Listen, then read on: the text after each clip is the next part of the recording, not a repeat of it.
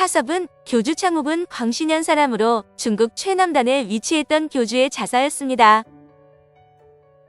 교주는 후한의 명장 복파 장군 마원이 증자매의 반란을 진압한 이후 후한에 속하게 되었지만 항상 반항적이었습니다. 한나라는 이 지역을 강력하게 중앙 집권화해서 직접 지배하지는 못하고 유능한 인물 한두 명에 의존하는 형태로 반발을 눌러왔습니다. 사섭 역시 그 중에 한 명이었습니다.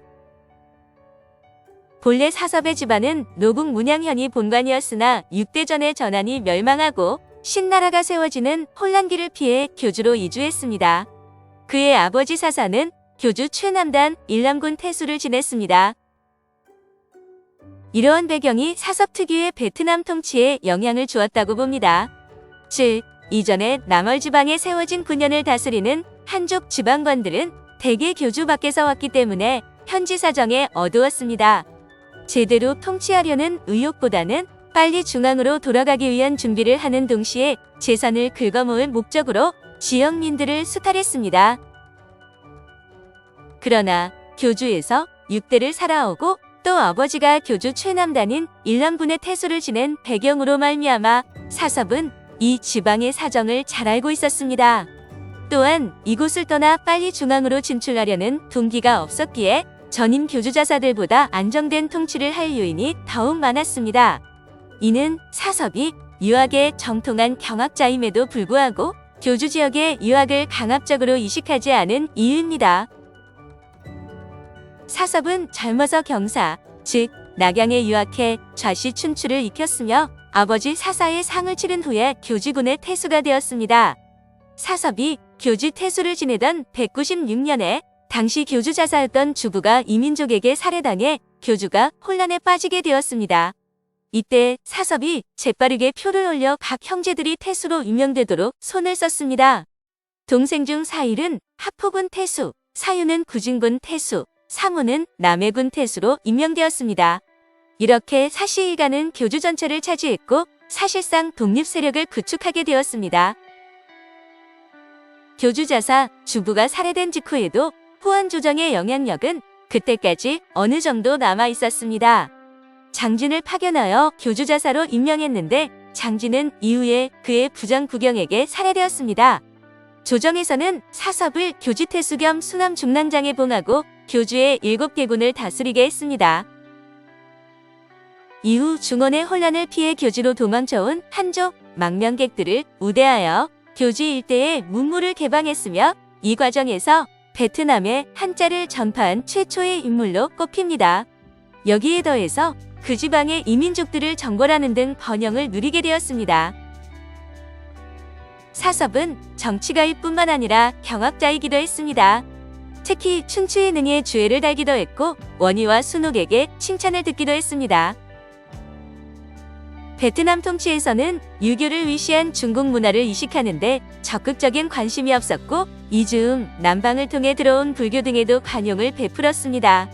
이는 이후 베트남사가 중국사와는 다른 방향으로 흘러가는데 영향을 미쳤다고 평가받고 있습니다. 사섭은 한 왕조에 대한 충성심이 높아서 공납의 의무를 다했으나 오나라가 교주를 지배권에 넣자 이에 복속했습니다. 201년부터 죽을 때까지 손권에게 귀속하여 아들을 인질로 보내고 진상품을 매년 빠짐없이 보냈습니다. 손권은 210년 보주를 교주자사로 보내면서도 동시에 사섭을 좌장군에 임명했습니다. 사섭은 웅계가 일으킨 남만 반란의 실질적인 배후 세력이었습니다. 반란을 유도한 공로로 손권에게 상을 받게 됩니다. 사섭의 놀라운 점은 226년 무려 90세의 나이로 사망했다는 사실입니다. 137년 출생이면 조조, 원소, 손견, 유비보다도 한 세대 앞서고 139년생으로 추정하는 동탁보다도 2살이 많습니다. 그럼에도 불구하고 조조, 유비가 다 죽었을 때도 살아있었고 조조의 아들이자 자기보다 50년이나 연하인 위문제, 조비랑 같은 해에 죽었으니 엄청나게 장수한 셈입니다. 사마위가 72세의 수명을 바탕으로 조조, 조비, 조예, 조방의 4대 황제를 보필하다가 마침내 정권을 찬탈하는데 사섭은 사마위보다도 무려 18년을 더 살았습니다. 사섭은 월남 지방에 인프라를 구축했다는 이유로 중국사에서보다 베트남사에서 더욱 중요한 인물로 여겨지며 사왕으로 칭송받습니다. 이 시기의 베트남은 기본적으로 호안 제국에 저항하는 경향을 보이면서도 유능한 지배자에 대해서는 존경을 표했습니다. 왕이라 일컫는 인물은 복파장군 마원 왕망의 신나라 시기에 한나라의 문물을 전파한 삭방, 후한 초기 농사 기술과 철제 농기구를 전파한 인정, 그리고 사섭 등 4명입니다. 훗날 베트남의 쩌남조는 사섭을 성감 가응령 무대왕으로 추존했습니다. 사섭은 훌륭한 인품과 관용적인 통치를 바탕으로 교주를 안정적으로 잘 다스렸으며 오나라와는 우호적인 관계를 유지했습니다. 그러나 사섭이 죽자 오나라에서는 교주를 교주와 광주로 분할했으며 교주자사와 광주자사를 사씨 일족과 관계없는 인물들로 임명을 하였습니다. 남방 실크로드를 통해 유입된 진귀한 물품들이 많았던 교주의 재물을 손권이 탐을 낸 것입니다. 사섭의 아들인 사위를 안원 장군으로 임명하기는 했지만 불합리한 대우에 결국 사씨 일가는 반란을 일으키게 됩니다. 이후 광주자사로 임명된 여대에게 설득당해 사위 포함 사섭의 6 아들들은 다시 투항 후 처형당하게 됩니다.